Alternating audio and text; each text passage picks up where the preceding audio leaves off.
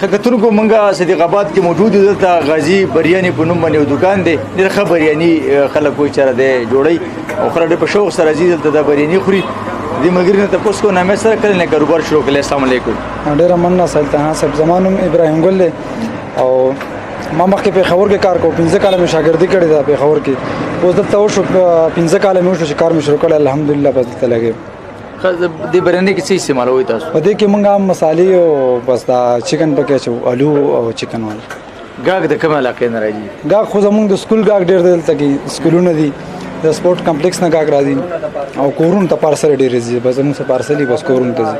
ماموندونه د ښار نه د چارمنګ سایډونو دې سایډونو ډېر خلک راځي.